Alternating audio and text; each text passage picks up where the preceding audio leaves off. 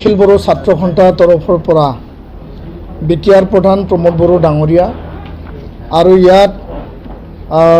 APDCL কৰ্তৃপক্ষ আদানী গ্ৰুপৰ বিষয়াসকল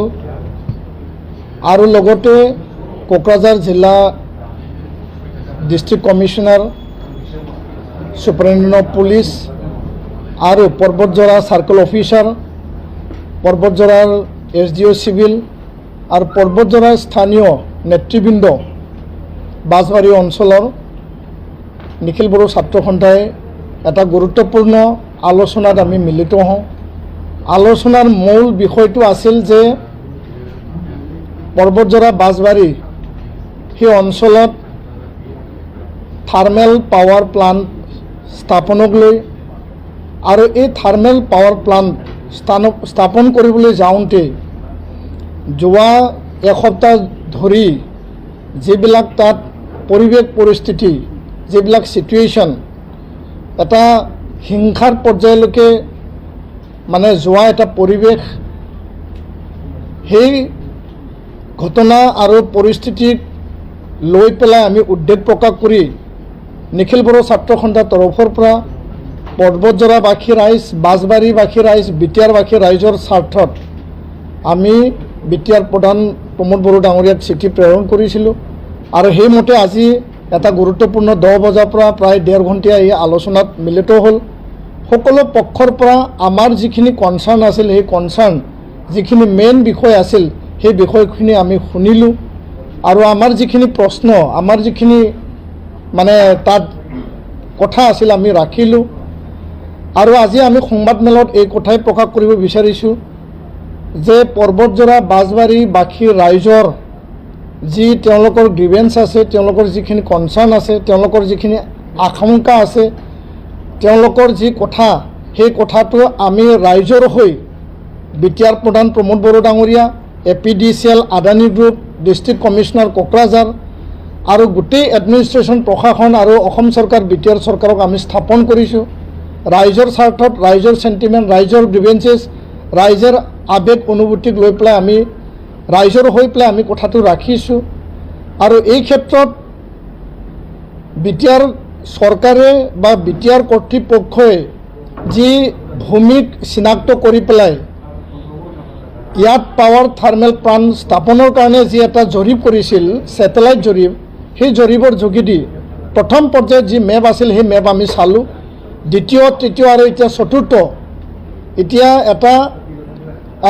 মেপ মডিফাই কৰি পেলাই বনোৱা হৈছে। প্ৰথম পৰ্যায়ত হয় ৰাইজে আশংকা কৰা নিচিনাকৈ তাত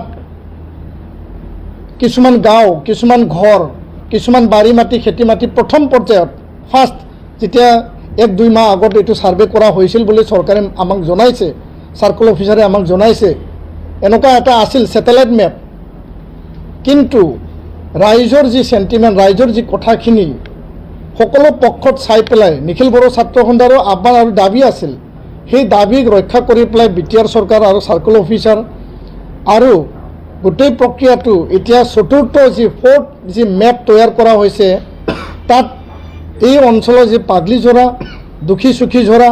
বা যি পাৰ্টবিলাকক তাক সন্নিৱিষ্ট কৰা হৈছে, কোনো এটা গাঁও, কোনো এটা ঘৰ, কোনো এটা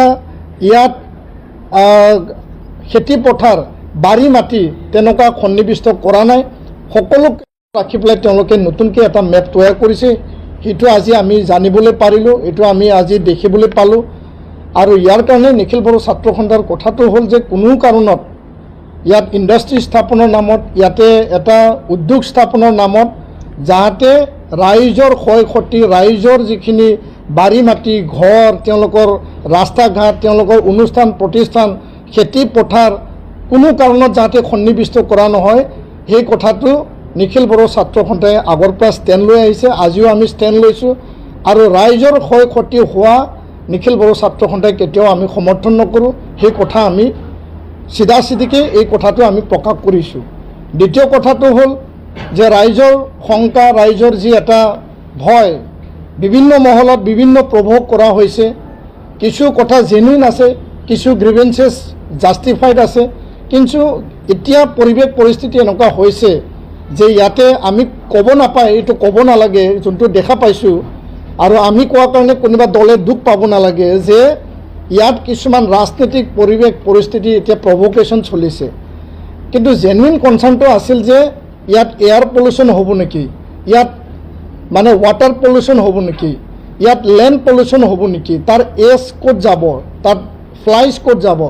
তাত বতাহত কাৰ্বন ডাই অক্সাইড যাব নেকি, সেই কথাটো আজি আমি APDCL আৰু আমি আদানী গ্ৰুপৰ যি বিষয়াসকল আছে তেওঁলোকৰ পৰা আমি জানিব বিচাৰিছিলোঁ। আৰু আমাৰ পোনপটীয়া প্ৰশ্ন আছিল, সেই গোটেই প্ৰশ্ন আমি স্পষ্ট আকাৰে আমি আজি সুধিছোঁ, প্ৰশ্ন কৰিছোঁ।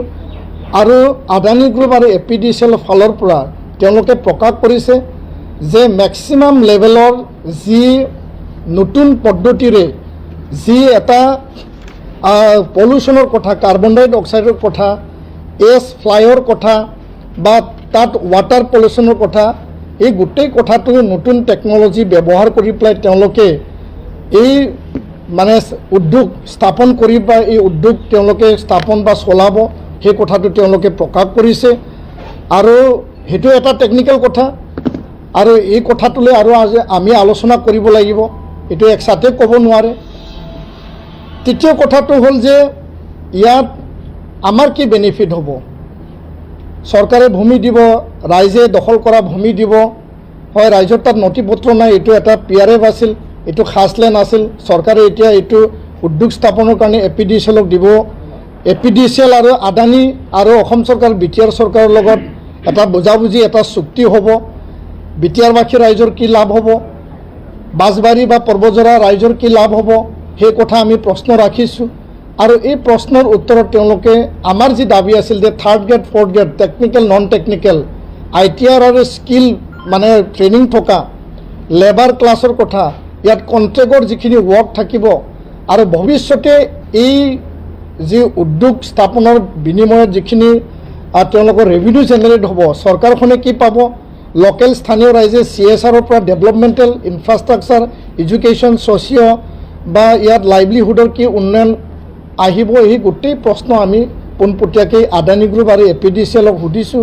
আমি BTR চৰকাৰকো আমি সুধিছোঁ। আৰু তেওঁলোকে এই গোটেই প্ৰক্ৰিয়াটো আমাক এটা পৰ্যায়লৈকে তেওঁলোকে নিজৰ কথা ৰাখিছে আৰু সেইটো আৰু কথা পাতিব লগা আছে। আৰু তেওঁলোকে কৈছে যে লোকেল ইণ্টাৰেষ্ট BTRবাসী, কোকৰাঝাৰ জিলা,